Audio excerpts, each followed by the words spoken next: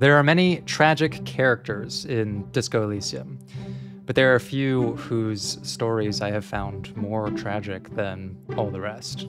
Today, I want to talk with you about child development and how the world of Revachol is uniquely built to impair the natural growth of its most vulnerable citizens. Hello. My name is Brady. I'm a therapist, and welcome to another episode in our Disco Elysium analysis series. So, I am not a parent,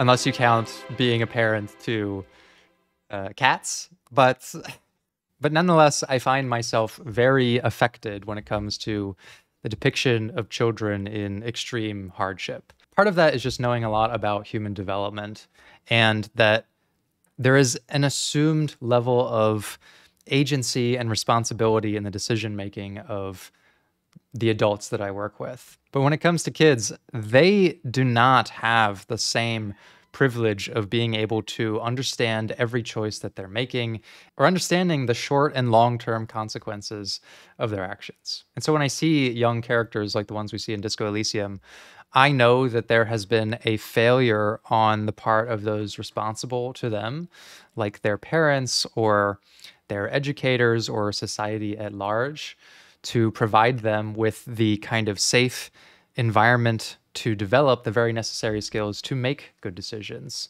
later in their life, if they even make it that far, which is sadly something that we do have to consider.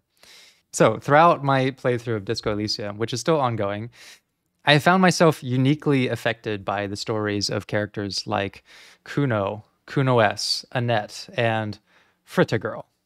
If you want to see more than an hour's length of analysis on a character who has probably like 12 lines of dialogue, that's something you can find in my playthrough. But I'll talk a little bit about her here and some of the other kids that we meet in Disco Elysium.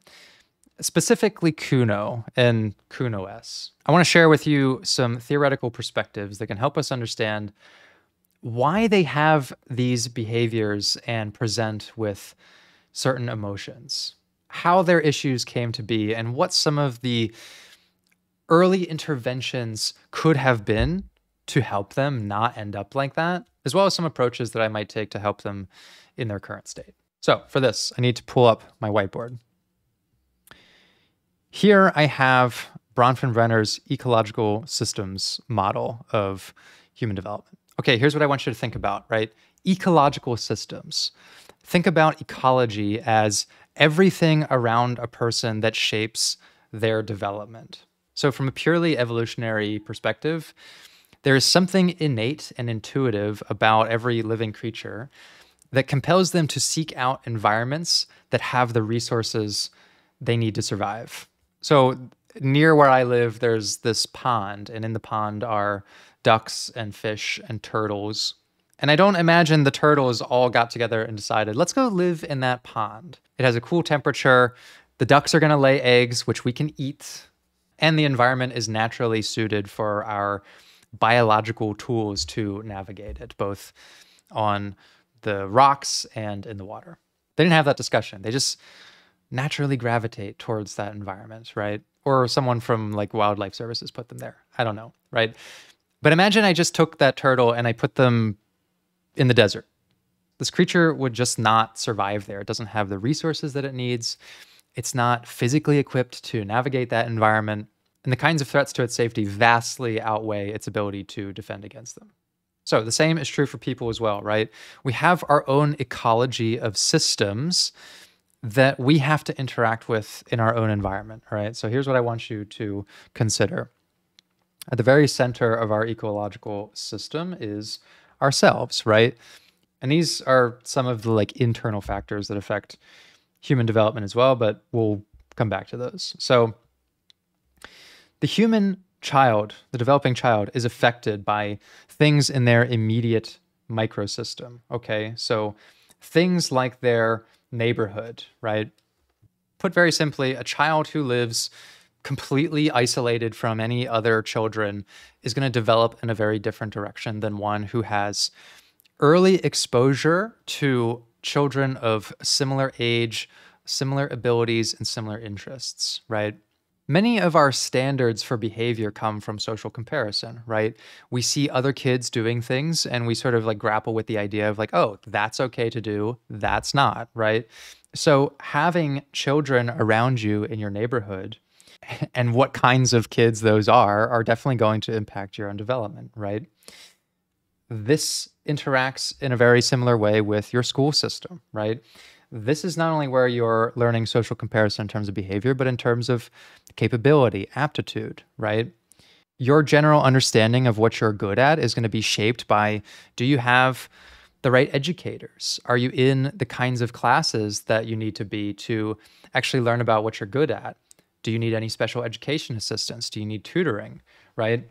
All of this interacts in a very similar way with the home environment. What's happening when the child comes home from school? Are they playing with kids in the neighborhood? Are they being talked to by their parents? Are their parents helping them with things that they're struggling with? Do their parents talk to them about things that are not just school, but what's happening in the neighborhood, right? Like this is their main ecosystem that's wrapping around them, right? The child is also going to develop their own peer group from this, right? Their first friendships, not just kids in the neighborhood, but the ones that they like to hang out with, right?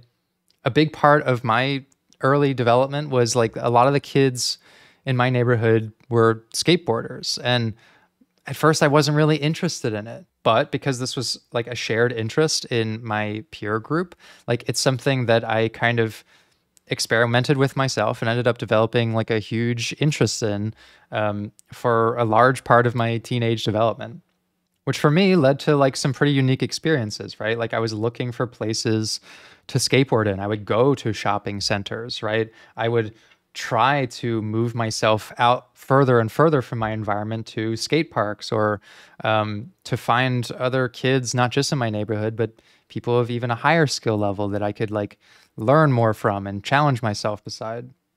A child is affected by their local religious community, if there is one, right? Not only are they learning standards about their level of intelligence, their behaviors, what is appropriate like as a home environment, but also like there are going to be some common ideas about what the standards of morality are. And if there isn't, right, they're probably getting them from somewhere else, right? Even if they're not exposed to it, the fact that there is probably some kind of religious hierarchy means that there's probably someone in their peer group, at least, who is involved in that or they have heard about. So these are all bidirectional influences, meaning that they kind of go back and forth with each other, right? The religious community is probably interacting in some bidirectional way with the peer group, which is interacting with the neighborhood, interacting with the school, interacting with home, right? They all sort of impact each other transactionally. Okay, so that's quite a lot of what is shaping a child's early understanding of themselves and the world around them just by what's immediately in their ecosystem, right? Their microsystem, just the stuff that they're going to interact with day to day. So now we can go a step outside that, right? This mesosystem is the interaction of any of these two things. Like, for example, if there's a religious gathering in the neighborhood, right? That's something that's like these two systems interacting. Or if there is some sort of like interaction between home and school, like parents going to what do your parents do for work day, or like a parent teacher conference, something like that, right? Outside of that, we have the exosystem. So these are one step out of the child's immediate environment, but they are things that affect them from just outside that. So, like I said, the religious hierarchy is going to influence that. Mass media. So, what are the things that a child is exposed to, not just in their environment, but from other environments, right? Like music, television, films, things that are going to bring them ideas that are not just from their little pond, but from the pond down the road or in another country, right? Like those things are going to be interacting with the child through their peer group as well, right? Many of my interests today are a direct result of friends who had, a game console that I didn't have, and I would go to their house, right? And play this game, and that would compel me to seek out like other things that are similar to that. And like that has had a massive spiraling chain reaction that's led to major career choices and generally how I spend a lot of my time. In fact, what I'm doing right now is an interaction between my career and like essentially a form of mass media, right? Like video games, and by extension of that, content creation, right? There is a very complex weave of things that happened or began happening somewhere in my early development. So, okay, let's go deeper into this, right? Your school system is something that you have a lot of direct interaction with, right? Like what you're being tested on, what you're learning, how you compare yourself to the achievements of other children, what you're being praised for, what you're not being praised for. You're learning like how to overcome something that you don't know, like, bringing it home and studying about it or whatever. But beyond that, what's affecting your school is the educational system that you're around, right? My firsthand experience with this was I grew up going to Catholic schools, okay? And that has like a major interaction between the educational system, the school system, my home life, and the religious hierarchy, and some of these as well. However, I moved around quite a lot when I was a kid. So I moved when I was 2 years old, 8 years old, like 11 years old, and 17 years old, to different states and eventually to different countries. When I was 17, I went and lived in Denmark for a number of years, eventually lived in the Netherlands for about 8 years. And that has exposed me to like very different educational systems, very different home lives and peer groups, and certainly mass media of different cultures and that sort of thing, right?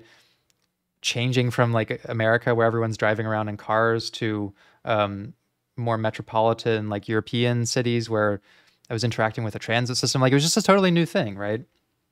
All of these things affect someone's development, and your exposure to them and your understanding of them is going to impact whether or not you're actually benefiting from these, okay? And then outside all of this is the broadest form of ecological influence, which is like the economic and political systems at work and general cultural beliefs and ideologies, right? And so now is where I want to bring in like Disco Elysium specific, okay? Consider the ecology of Martinez and Revachol and the economic and political systems that are very much in the depiction of the game at odds with each other. We as the player can be exposed to and interact with all kinds of ideologies and beliefs, from like extreme racism to like moralism and all of these things.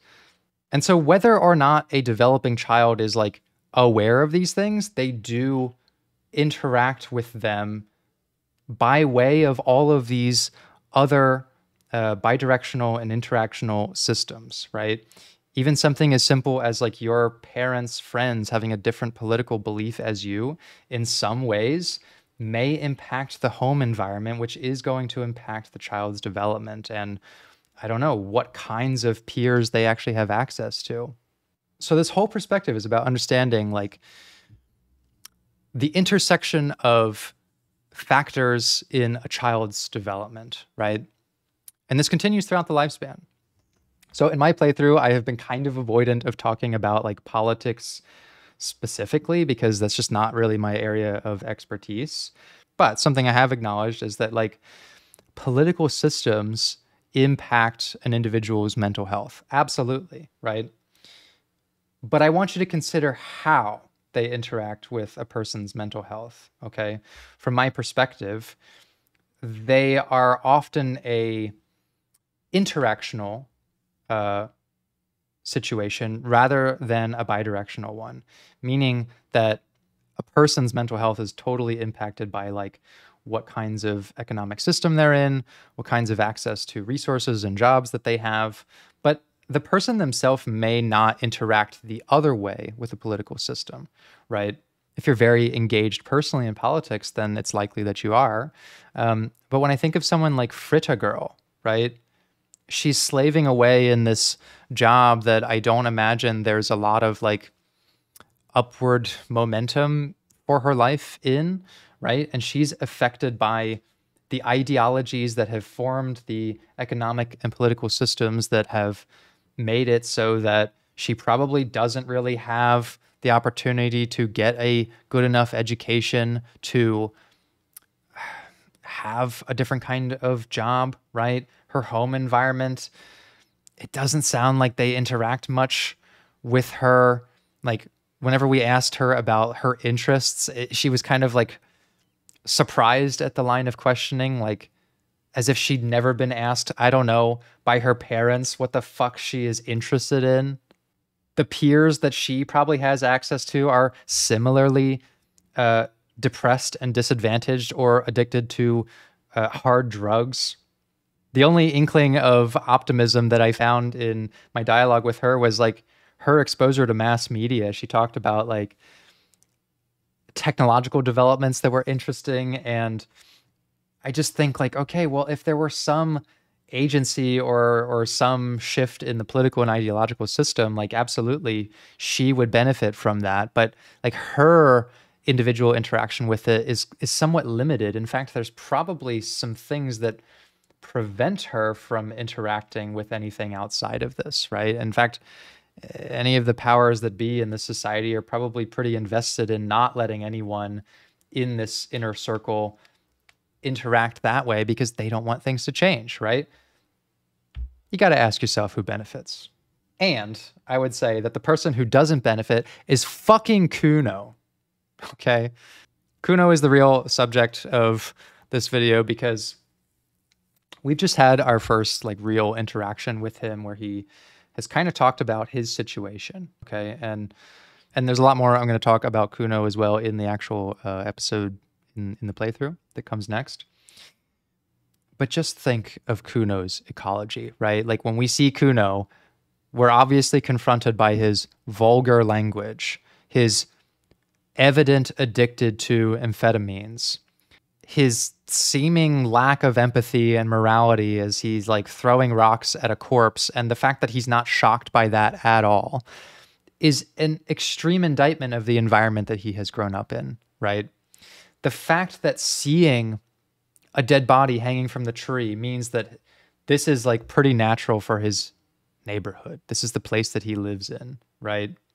His peer group validates that this is not abnormal, right? Kuno S and potentially other kids as well. And we'll talk about Kuno S and how she fits into all this too. Like his school system, is there even one? Like I've constantly been walking around Martinez thinking like, why aren't these kids in school? Is there even a school, right? Like no wonder they have such aberrant standards of behavior when they are not being like taught about these things or at least exposed to them in a safe, structured environment. We know that his home life is completely fucked. We know that dad is abusive and is selling drugs. And so naturally, Kuno is going to get into that as well and like spread it around his community. Okay.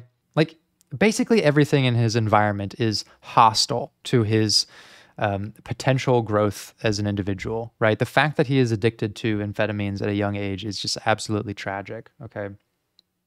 Another thing that I wanted to bring into this, we're not going to talk about all this. What I just briefly wanted to mention was that like children need to develop executive functioning skills, which are essentially like planning, time management, like organization, problem solving. Our working memory like starts developing at an early age and changes over time. Impulse control, attention control, self-monitoring, like these are all things that every single child is going to be exposed to at different ages, right? For example, like an infant at 0 to 24 months, right? Like all they're really focusing on is like manipulation of their own limbs. Like they're not really focused on time management or task initiation. They don't have any emotional control. Their brain is like barely there at this point. And if we look at Kuno, he's probably what, like around 12 years old. Maybe he's like an early teen. But consider some of the things that he presents with that are really unnatural, right? Like his emotional control. This category right here. Has he learned to control his tantrums and frustrations without adult comfort? Absolutely not. The poor thing has probably never experienced genuine adult comfort. The closest thing he's experienced to comfort is like his admiration for us as a detective, which is like just barely getting there because we gave him a book that he likes. And he was finally willing to open up to us and like expose the fact that, yeah, he doesn't really like everything that's going on. Like a lot of what he presents with is defense mechanisms because the fucking environment that he's in is so hostile to him that like this is how he basically has to survive in it, right? Like there's nothing naturally stimulating him at fucking school, so he's putting stimulating chemicals into his body. There's an extreme lack of healthy authority figures in his life, so he gravitates towards the Man from Hjelmdal series, which is about like super muscle men who get everything done with power and control. It's why Kuno responds so avidly to the authority checks that we pass or don't pass when we're like messing with the body, right? That's the brilliance of the game design, which is that like the character, this developing child whose ecological system is so messed up, is depicted as responding to the kinds of things that he himself has been forced to develop in place of what he's supposed to develop at this time, right? Impulse control is another big one, okay? Does Kuno follow safety rules and most social norms for behavior? No, he doesn't, okay?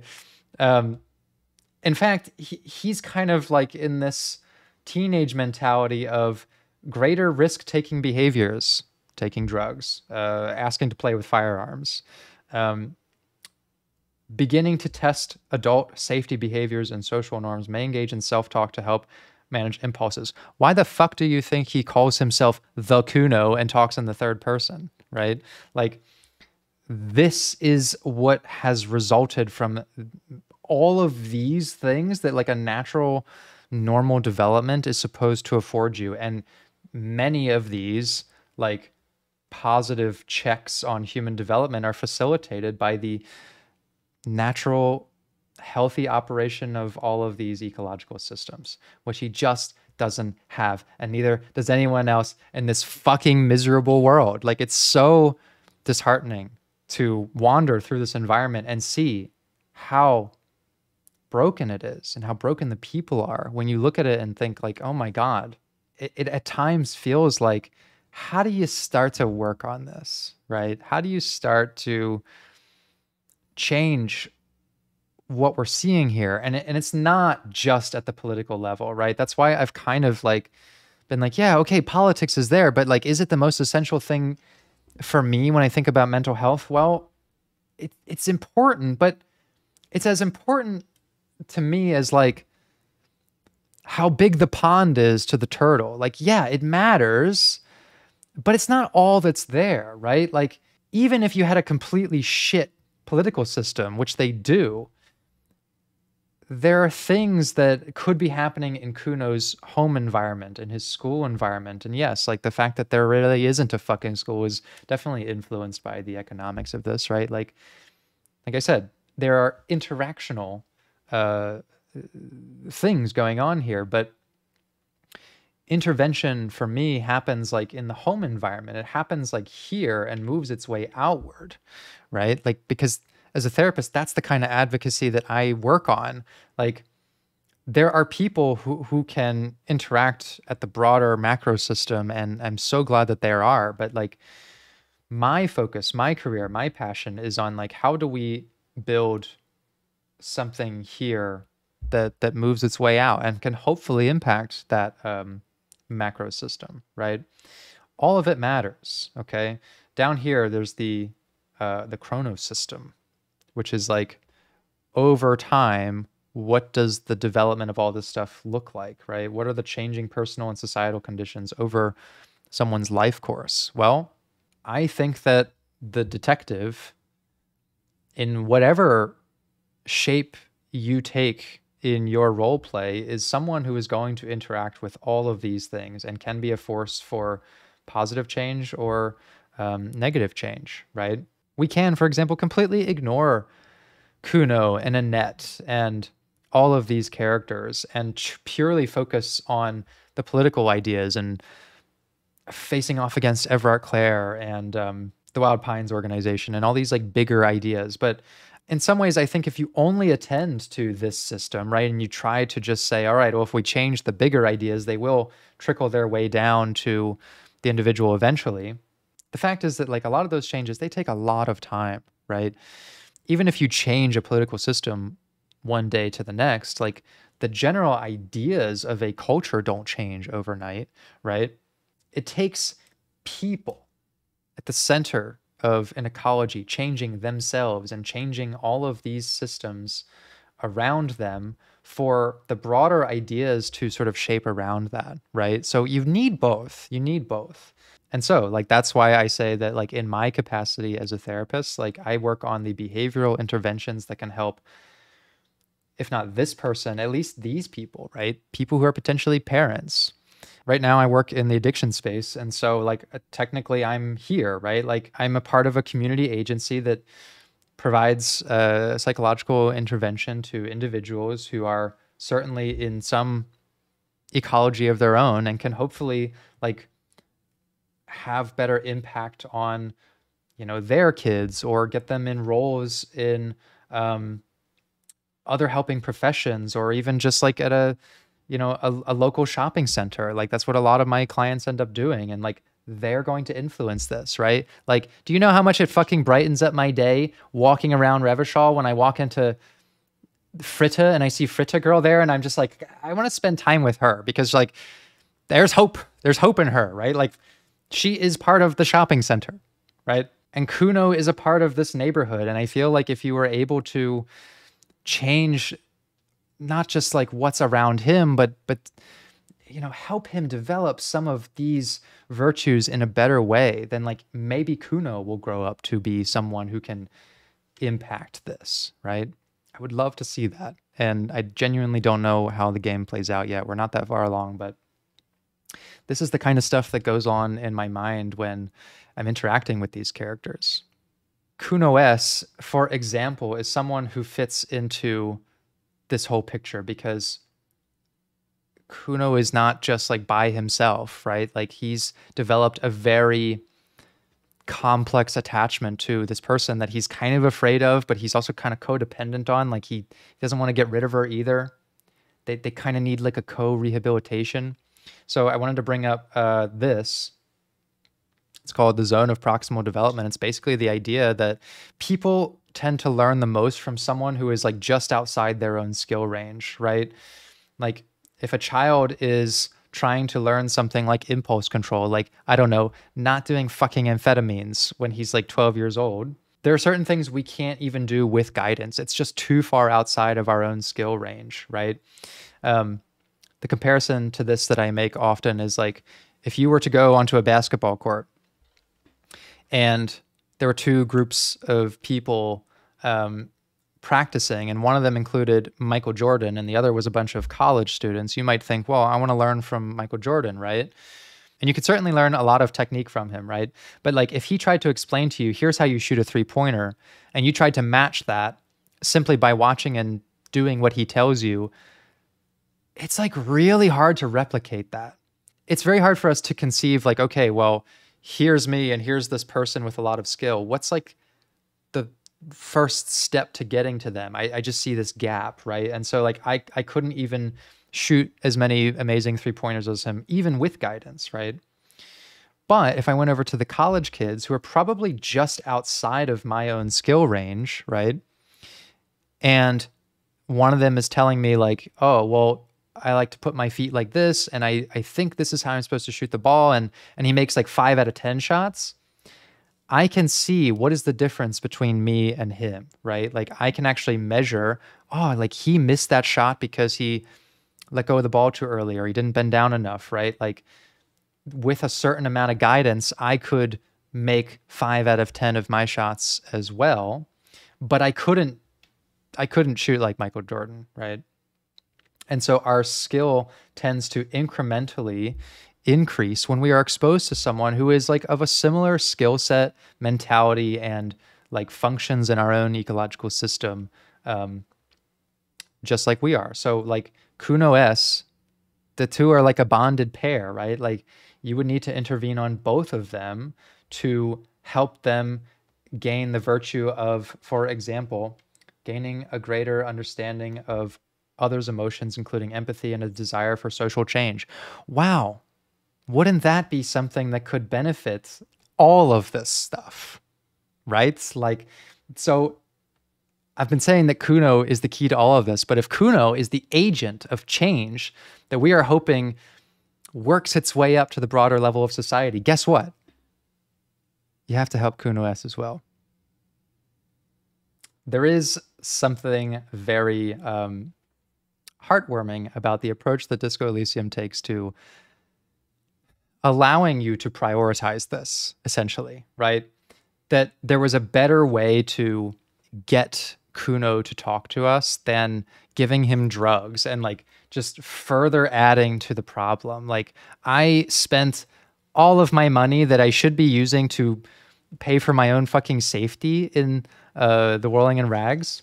I spent all my money on the Man from Hjelmdal book so that I could give it to Kuno, right? So that I could, like, I don't know, facilitate something here that provides him with an incentive to like connect to us, right? We know that Kuno kind of looks up to authority figures, and maybe if he sees that like the RCM, which we are an agent of, can be a force for good and positive influence, maybe that's something that will inspire him. Maybe he'll feel like, you know, authority isn't just like a power struggle, but it's how you motivate someone. I genuinely think that parents who discipline their children, like Kuno's dad disciplines him, have looked at the problem from the wrong angle. If you know how to motivate someone, you don't need to discipline them. There's no justification for hitting a child when their brain at this age is not even equipped to understand what is happening to them. If a child is experiencing violence at either of these points, think of what that's doing to their emotions, right? Are they able to talk about their feelings and connect with simple behaviors and emotions? Play along with other children, directing play and accepting play ideas? No, right? They're going to think that like the way that you get something done is by hurting someone, right? And that's going to be ingrained in their mentality about how to influence other people. And they're going to grow up into people who are just going to make this problem worse. And they're going to negatively contribute to the same ecology that's going to impair the next person's growth. So that is what I wanted to say about Kuno and Kuno S and why I think they're the most tragic characters, at least so far, that I've encountered in Disco Elysium. There are a few pieces of media and even fewer games that have allowed us to go so in depth with some of this stuff. And the fact that we have even some amount of agency in seeing how this works out has been really exciting, and it's kind of why I think the medium of games is so incredible for this kind of thing. So if you've enjoyed this discussion or lecture or whatever it is, there's more on the channel, and we are continuing our full Let's Play of the series. I love doing this stuff, these deep dives into psychology, and you know, Disco Elysium is obviously like very fertile ground for this kind of analysis. But yeah, let me know if there are other games, pieces of media, characters that you want to hear like a deep dive psychological perspective on, using a little bit of theory and a little bit of my own personal chaos to dissect it, and I'd be happy to do that. So if you enjoyed the video, give me a like, give me a sub, stick around. There's plenty more of this to come, and I'll see you in the next one. Bye.